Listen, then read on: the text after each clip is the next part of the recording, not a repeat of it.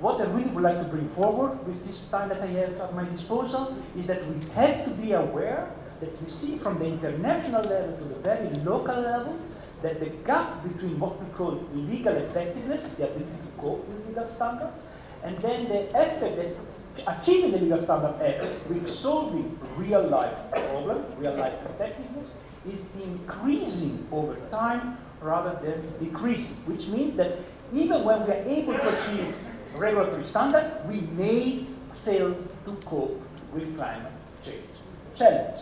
And to explain what is important to know from a regulatory design perspective so that we can account for them and hopefully we can redress this trend, is that there are several regulatory instruments that are better suited in closing the gap than others.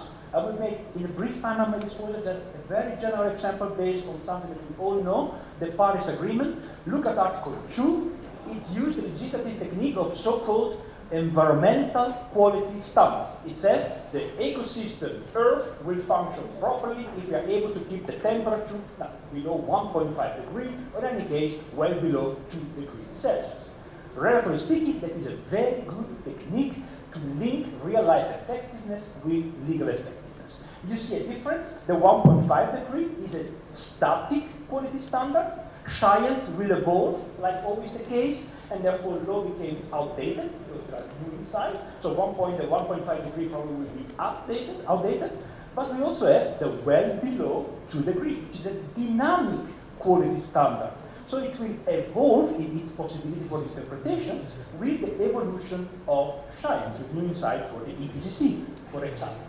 And that is fine. That is a better regulatory technique than what you see in Article 3 and following of the Paris Agreement that use so-called emission limit values, the national determinate contribution that each party member pledged in the reduction of greenhouse emissions. These standards usually are inspired by science, but they are the consequence of a political compromise. And by definition, there is more gap between the legal effectiveness and real-life effectiveness. With the growing of the importance of using renewables and specific techniques in achieving these goals, we see then we enter the third category of instruments, technical standards, that are usually then prescribe a specific technique or economic behavior or social behavior to be followed, and they became kind of more progressively static, increases the chance that even when we cope with these standards, eventually we are not able to achieve the goals. We see that in the Netherlands now we stimulated greatly solar powers and we want to change the system because now our energy grid is saturated with the amount of solar energy, so therefore it's creating disruption in the ability of cope with the balance.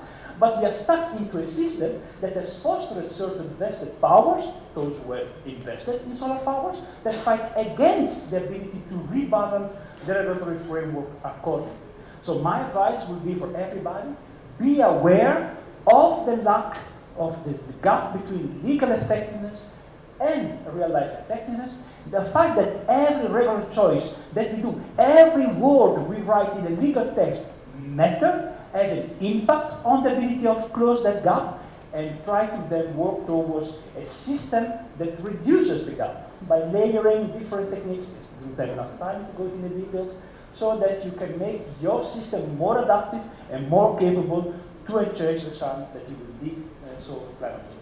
The win situation with the solar panels to avoid the not in the backyard mentality are very, very important and can be functional, but we always have to think also with subsidies, for example, for electric vehicles, that usually this kind of measure will first and foremost benefit some group of society.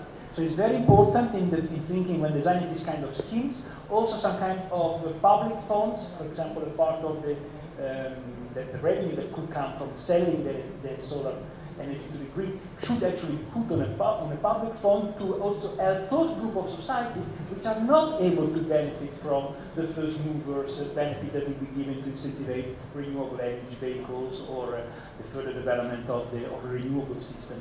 And so to avoid what we are now experiencing, for example, in the Netherlands, that there is a group of society that feels really left over, and now they are bringing forward concern through representative democracy, therefore voting political parties that are slowing down the move towards a more renewable system altogether.